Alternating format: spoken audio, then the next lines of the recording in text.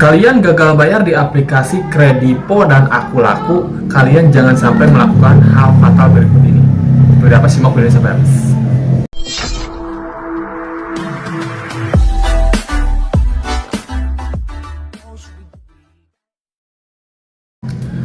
Halo, assalamualaikum warahmatullahi wabarakatuh. Kembali bersama saya di sini. Apa kabar kalian semua? Semoga dalam keadaan sehat walafiat dan selalu dimudahkan rezekinya. Di video kali ini saya akan membahas kesalahan fatal nasabah yang memang gagal bayar di aplikasi Akulaku dan Kredipo. Ini memang dialami juga beberapa pengguna yang memang sudah gagal bayar di aplikasi tersebut, dan memang fatal sekali untuk akibat mereka karena gagal bayar di aplikasi itu dan melakukan hal fatal yang memang saya akan sebutkan nanti. Oke, sebelum itu yang baru bergabung tentunya bantu channel ini untuk berkembang dengan cara klik tombol subscribe yang ada di bawah dan juga bunyikan notifikasi loncengnya supaya saat upload video terbaru kalian mendapatkan pemberitahuannya, dan bantu channel ini kawal channel ini untuk menjalankan program bebas hutang. Mudah-mudahan program ini bisa berjalan ya. Amin ya robbal alamin. Oke, kita lanjut membahas topik kali ini. Ya, di sini memang ada beberapa kesalahan yang memang tidak boleh dilakukan oleh nasabah gagal bayar. Apalagi kalian tahu aplikasi Akulaku, Kredipo itu aplikasi-aplikasi besar yang berlisensi, berlogo OJK, dan juga memiliki DC lapangan di setiap hampir seluruh wilayah di Indonesia ini. Ada perbandingan ataupun yang memang langkah yang harus kalian lakukan jika kalian gagal bayar di aplikasi-aplikasi Akulaku dan juga Kredipo.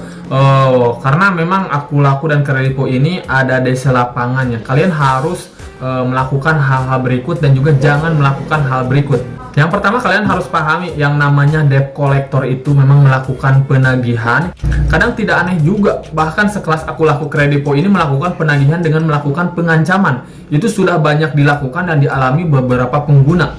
Karena sifat DC itu karena memang sifat manusia ya, jadi gak diherankan juga kalau memang mereka itu sering menyalahi aturan walaupun aplikasinya itu sendiri berlisensi. Nah, di sini kadang DC itu melakukan penagihan yang memang dilakukan secara acak, secara random kepada nasabah, dan di sini nasabah mana nanti akan dilihat yang memang merespon ataupun tidak merespon sama sekali. Nah, di sini yang merespon itu kalian akan ditagih dan digencar terus-menerus, dan yang tidak merespon akan disisihkan. Di sini kesalahan fatal yang kalian lakukan adalah merespon penagihan dari debt collector. Kenapa? Karena jika kalian merespon itu sudah jelas kalian akan dijadikan target ancaman, target penagihan oleh debt collector pinjaman online. Di sini ada contohnya juga. Kenapa saya jelaskan seperti ini? Ada contoh. Di sini ternyata ada suami istri kemarin pernah konsultasi ke saya juga.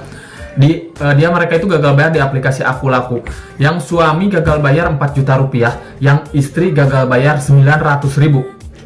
Di sini siapa yang didatengin? Ternyata yang istrinya yang gagal bayar 900 ribu. Kenapa? Karena pertama, sang istri ya, walau kalian tahulah wanita itu sifatnya memang lemah, ibaratnya bukan lemah dalam artian apa ya, tapi mereka itu ya ketakutan ya, ada banyak ketakutan karena ancaman teror. Dia itu merespon penagihan, bilang kalau kapan nih mau bayar, dia itu kan menagih nanti pak, sudah ada uang, kayak gitu ya.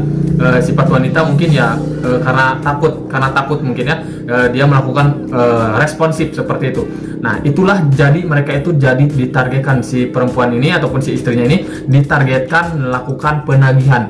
Jadi sampai debt collector datang ke rumah. Tapi suaminya yang hutang 4 juta rupiah, dia itu memang menerapkan berusaha masa bodoh, nggak pernah merespon penagihan maupun telepon maupun pesan WhatsApp.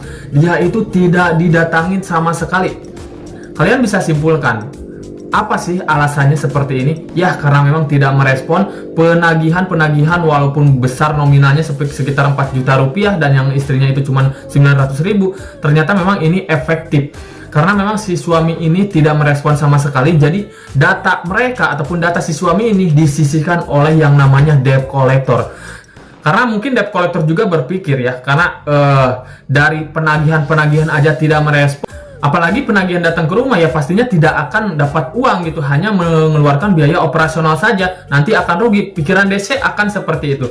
Tapi si istrinya ini merespon satu kali aja, jadi merespon penagihan, ya itu sebagai peluang mereka ataupun sebagai peluang debt collector. Wah, ini ternyata punya ketakutan, dia itu merespon, didatangi ke rumah, mudah-mudahan bisa melakukan pembayaran seperti itu teman-teman. Jadi kesalahan fatal jika kalian mungkin gagal bayar di aplikasi Kredipo ataupun Akulaku. Ya, ini bersifatnya yang memang ada debt collector lapangan. Jadi jangan sesekali kalian merespon penagihan-penagihan.